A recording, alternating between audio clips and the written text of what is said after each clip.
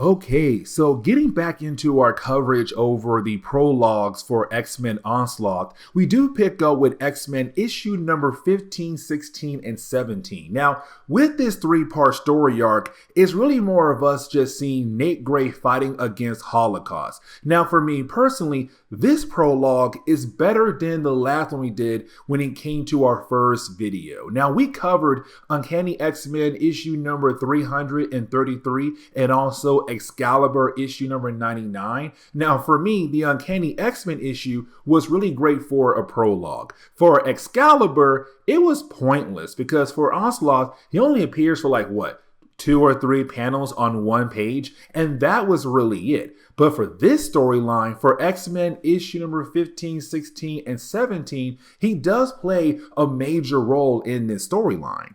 Now, before we're able to properly dive into this storyline, I kind of want to re-explain who this character is. And I do know, like, for some people out there, they don't really like the idea of me re-explaining everything almost every video, but like, just in case we have anybody just getting into our coverage over the X-Men, especially for Nate Gray, I want to make sure they understand who this character is. Now, for Nate Gray, he is from a different reality, better known as Age of Apocalypse. Now, when it came to the end of that reality, you had 4 characters being able to escape and come over to the main Marvel universe. That will be Nate Gray, Sugarman, Dark Beast, and Holocaust. Now, for Sugarman and Dark Beast, those 2 characters, they had arrived in the main Marvel universe, but 20 years in the past. For Nate Gray and Holocaust, they arrived in the present day. Now, here's the thing, because for Nate Gray,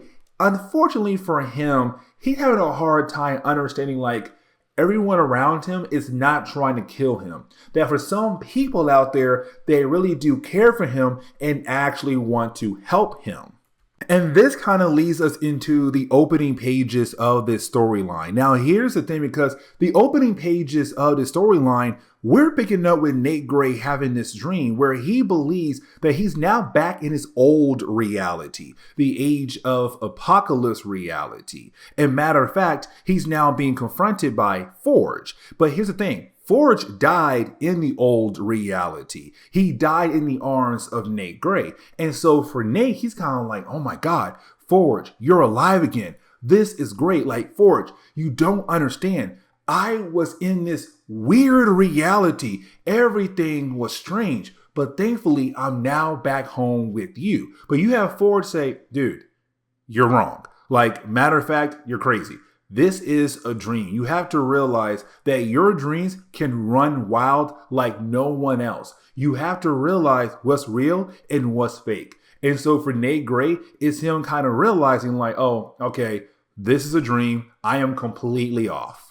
Now, for Nate Gray, when he does wake up, it's him now kind of being confronted by Madeline Pryor. Now, here's the thing, because Madeline Pryor reappeared in this series as a mystery as well, because why in the world she's alive again? We have not seen her since X-Men Inferno. The problem is that right after she had reappeared in this series, she was taken away by Selene. And for Selene, she has big plans for Madeline Pryor. Now, for Nate Gray, kind of realized this is also a dream as well. So once again, he has to wake up. But when he does wake up, now once you do have Nate Gray wake up, he's then confronted by Trinity. Now remember guys, Trinity has the ability to absorb the energy of somebody who is dying. Now here's the thing, because she had a hard time controlling that ability, because once she did absorb too much of that energy, she had to release it. And sometime when she did, it caused some severe damage in that area around her. Now, Sinister took her away and kind of helped her out. The thing was, as we all know, for Mr. Sinister, if he helps you, you're stuck with him until he's done with you. And so she realized she had to escape, which she did. And she found Nate Gray. Now, for Nate Gray, he does not trust her at all. And the reason why, because, okay, when it comes to Sinister in the old reality, the Age of Apocalypse reality, well, Sinister created Nate Gray, but also kind of made sure that Nate Gray could be used as a weapon against Apocalypse. But once Nate Gray had killed off Apocalypse in that reality, he made sure that Nate Gray's powers would slowly kill him off. So Nate Gray powers is technically killing him. But either way, though, for Nate, he's kind of like, wait, if you were with Mr. Sinister, that tells me I can't really trust you. Even though right now you're telling me I can trust you, I really can't. I need to look into your mind. Now, let's not forget, this does pick up right after our last X-Men video. So where you had Nate Gray fight against Cable, it was a crazy battle. Exodus was also part of that battle, but it did cause some crazy damage in this area. So you have all these people around them right now getting help from some medical people because they got severely injured by the avalanche that Nate Gray, Cable, and Exodus had caused. Either way, it's Nate Gray now saying, let me go into your mind and kind of figure out if I can trust you. Which honestly is a big mistake because for Trinity here, like I said earlier, she can absorb the energy of dying people all around her. Now, for me personally, it's kind of book saying like, with her being able to do that, her mind is a complete mess. It's kind of like Rogue. When you have Rogue touch other people, she absorbs their abilities, but also their memories as well. And they kind of build a persona in her own mind. And so for me personally, it's kind of the same way for Trinity. When she absorbs all the dying energy of somebody nearby her or across the world, that dying energy is also kind of building up some kind of persona in her mind. But let's not forget, she was also with Mr. Sinister, so we have no idea what he did to her mind. And matter of fact, when it comes to Nate, when he goes into her mind, he sees Sinister just right in the middle. He also realized that Trinity is kind of buried deep in her own mind. Now, she does shut her mind off so that she will not pull Nate down into her madness that goes on in her mind. Now, for Nate, once he does exit her mind, he does kind of feel completely drained. But then he realized that there are these devices on her head. He's kind of like, these devices are very interesting. I want to know more about them. Here's the problem though, because those devices are technically being used as a way to help her store that energy inside of her that she gains from people who are dying across the world. And so once you have Nate Gray kind of mess with one of those devices, all that energy just comes out all at once, send the two characters flying across the area. Now, Nate Gray is completely passed out, and so is Trinity. Now, we do transition over to Madeline Pryor. Now, for Madeline, she's currently staying with Celine. Now, Celine's not there currently at her house, but for Madeline, it's just her and the maid, Ella. Now, for Madeline, she does not remember anything from her past. So, for example, the X-Men, her son, Nathan, Scott Summers, or even Jean Grey, who she's a clone of, she does not remember anything at all. Now, the last time we saw Madeline, she had cut her hand. And so when the maid comes by Ella to kind of give her new bandages, she realized that her hand is completely healed up, perfectly healed. It's kind of like, wait a second. How is that even possible? Now, because of that moment right there, you have Madeline freak out and send Ella away. And the reason why, because for Madeline, she's kind of wondering like, okay, how in the world can I speak French? How in the world am I here right now? Where do I come from? Like, what is my actual origin story? It really does bother her a lot. But now we had to switch back over to Trinity and also Nate Gray. Now, here's the thing, because for Trinity, she wants to leave Nate Gray behind. To her, she's kind of like, okay, you know what? This guy does not even trust me at all. But at the same time, she kind of realized, you know what? I need him and he needs me. Because for her, she needs that protection. If Sinister finds her, what can she do? But on top of that, he needs her because he's new to this reality. This man is fragile in the mind. He needs someone like her in his corner. But at the same time, he touched her. He was able to go into her mind and not be pulled into her madness. And so she stays with him until he wakes back up again. But now we can go ahead and switch over to, well, Holocaust. Now for Holocaust, he's just like Nate Gray. He's from the old reality, the age of apocalypse reality that's no longer around, supposedly. But anyways, for Holocaust, he is the bad guy, but also he is the son of Apocalypse from that reality. Now for Holocaust, in the last few storylines, this man has been working with Sebastian Shaw and also Lady Tessa. Here's the thing though, guys. You see, for Sebastian Shaw and Tessa, behind them is this shadow-like figure who just takes out Sebastian just like that. Now for Tessa, she's a psychic and she believes that she can take on this unknown enemy. Yeah, she is completely wrong. She gets completely wrecked in a matter of seconds. Now, after that, we kind of find out this mysterious person is no other than Onslaught. And it's Onslaught saying, hey, Holocaust, I know who you are. I also know that you and I had the same interest in the same person. How about this? If you are able to use my gift, I want to use that gift to go after Nate Gray, capture him, and bring him over to me. And for Holocaust, he's kind of like, deal.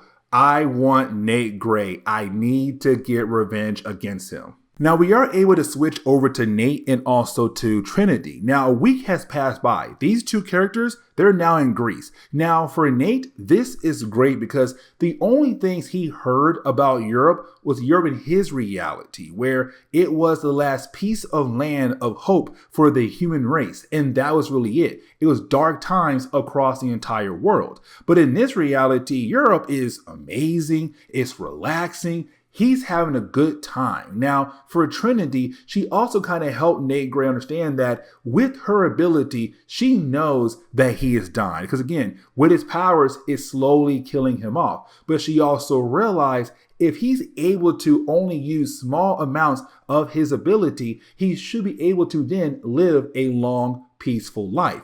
That's the thing. He has to learn to only use small amounts of his powers. Now, while you have her go back in the water, kind of have a good old time, he stays on the beach just trying to get a, well, I guess suntan. The problem is, though, he has no idea that Holocaust is sneaking up behind him. You see, for Onslaught, he gave Holocaust a gift, the ability to block Nate Gray powers. Nate is not able to pick up on Holocaust walking up behind him. It's going to be a surprise attack. Now, the opening pages for issue number 16 is really more kind of reminding us how these two characters were able to come into this reality. The whole idea of the M'Kraan crystal, M'Kraan crystal did bring these two and also Dark Beast and Sugarman into this reality. So it's kind of a small, quick reminder, but then we're able to kind of move on to the next part, which is the battle between Nate Gray and Holocaust. Now for Nate Gray, he's kind of surprised here, not because Holocaust was able to sneak up on him, it's because he had no idea that Holocaust was in this reality at all. It's a huge surprise for Nate. He's kind of like, wait a second, I thought I was the only person for our reality that made it over to this reality. So you did too? Now for Holocaust, he looks at Nate Gray as a traitor because in their reality, apocalypse ruled North America, where you had a few people like Nate Gray trying their best to help out the human race, not really helping out the mutant race. And so for Holocaust, he looks at Nate Gray as a traitor. Either way, those two characters begin to fight against each other. Now for Trinity, at first, she has no idea what's happening. Matter of fact, she's in the water right now just minding her business. But she then begins to feel all that energy, the energy of people getting hurt or dying surrounding her. That kind of tells her something is happening nearby her. And of course, it's Holocaust versus Nate Gray. Now for Nate Gray, he is struggling right now because there are innocent people around him. He's trying his best to use his powers to protect him, but to also protect the innocent people around him as well. Now for Nate, he wants answers. He's kind of like, who in the world sent you after me? Now for Holocaust, he's not really trying to give up that answer to Nate Gray. His main goal right now is to defeat Nate Gray and take him over to Onslaught. But you have all these innocent people who are slowly dying off around Nate and also, of course, Trinity as well. Now we have to switch over to Madeline Pryor. And when we do, for Madeline, it's her kind of walking around the home of Celine. She kind of realized there are all these different doors are locked and she's not really able to go inside these doors. And so she needs answers. Now for Madeline, she does find one door, she breaks it down. When she does, she finds all these dead bodies. And all these dead bodies are people who have their life energy absorbed by Selene. Now, here's the thing, because Selene, in a recent storyline in X-Force comics, she had also absorbed the energy of some members of the Externals, mutants who are supposed to be, immortal. Either way, she's fully charged. And this kind of leads into the next thing Selene has planned for Madeline Pryor. Now, as the battle goes on between Nate Gray and also Holocaust, it's Holocaust telling Nate Gray two important things that kind of throws Nate Gray off. The first is that it's Holocaust saying, like, listen, I am no longer serving Apocalypse. I have now formed a new alliance with somebody else. This other person has told me that basically you are dying by your own powers. But on top of that, the person that sent me is no other than Onslaught himself. And then he sends Nate Gray flying straight into the ground. Now for Trinity, she's out there trying her best to help out other people who may need help. Like for example, this woman who was trapped underneath some rocks. Now once you do have Trinity being able to help her out, you then have the lady say, hey, I need you to help out my husband. Now for Trinity, she can feel the energy coming off this man. She realized that he is close to death. And matter of fact, when she touched him, she's all like, yeah, I can feel all that energy. This man is basically dying. Now, when we kind of switch over to Madeline for a brief moment, we do see that she's technically now on Selene's side completely. It's a huge quick change, but for Madeline, she's now going on a mission for Selene. She needs to head over to London to find somebody known as Rob Roy. Now, this is Selene finally being able to get revenge against somebody who did her wrong a long time ago. And so to close on this chapter right here, you have Nate Gray and Holocaust continue to battle against one another. Now for Holocaust, he believes that he should win this battle. And the reason why, because the last time these two characters battled, Holocaust could have won. The Mcron crystal kind of ended the battle for them. There's no Mcron crystal around this time to end the battle. So Holocaust might have a chance, but it's also Nate Gray trying his best to protect innocent people around him. Now for Trinity, she's right now realizing that her powers have slowly evolved. Really, when it comes to her ability, she can absorb the energy of people dying without even touching them. She can feel that energy without even touching them. It's all in her mind. But right now, when she touched that guy, she felt the pain of the man physically. She absorbed the energy physically. It's her powers slowly evolving. So when she goes to grab him again, she basically kills him off. Just like that. But she also absorbed the energy he had left in his body, that dying energy, death energy. Now for Holocaust, he realized he can use her as a way to make Nate Gray surrender. And so you have Holocaust grab her and say, listen, Nate, if you do not surrender right now, I will kill her off. So go ahead and stop and allow me to take you over to Onslaught.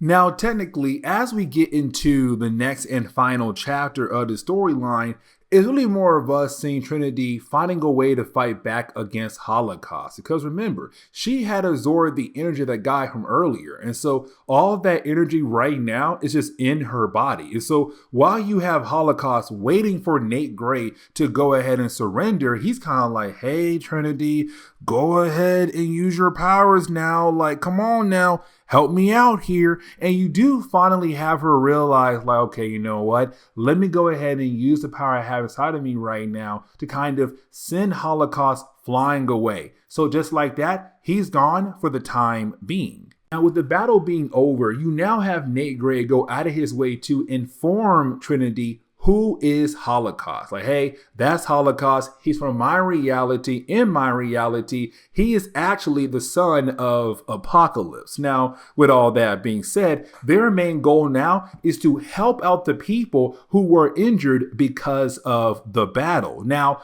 while you have Nate Gray begin the process of carrying everybody over to a nearby hospital, you have Nate Gray once again experience the idea that humans in this reality, they fear mutants. They hate mutants. Matter of fact, the lady whose husband died because of Trinity begins to blame Nate Gray. She has no idea that technically her husband died because of Trinity. Now, after Nate Gray leaves, you have Trinity stay behind, but then out of nowhere, she's then confronted by Holocaust. But now we have to switch over to Madeline Pryor. Now for Madeline, she went over to London. Now the guy she's looking for is a character known as Fitzroy. Now Fitzroy is a character we met a long time ago when it came to our coverage over the X-Men. Let me explain. You see, for Fitzroy, Trevor Fitzroy, he's from the same future as Bishop. Here's the thing, because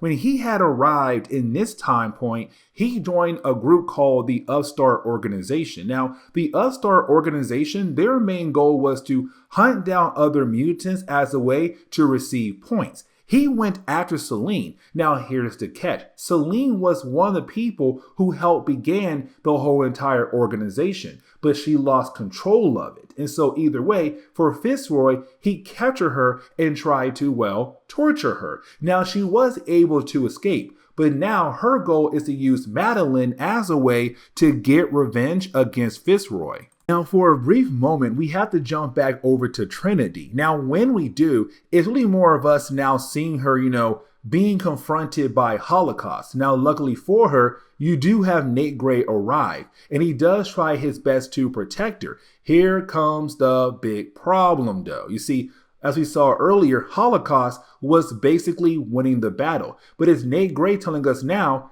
he was holding back because, again, his power is killing him. But right now, he has no choice. He has to go ahead and just cut loose. And so for Trinity, she can feel that energy just coming off Nate Gray, basically saying like, you are slowly killing yourself here, Nate. Like, please, what are you doing right now? Now, for a brief moment, we do jump back over to Madeline. Here's the reason why, because you do have Madeline be confronted once again by Fitzroy. Here's the problem, though, because when he goes to kiss her, when he does kiss her, we kind of realize there's something off about Madeline. Now, we can technically say like the reason why he's acting this way, he's feeling weird after kissing her, is because she's technically a clone of Jean Grey, but there could be something else going on with her.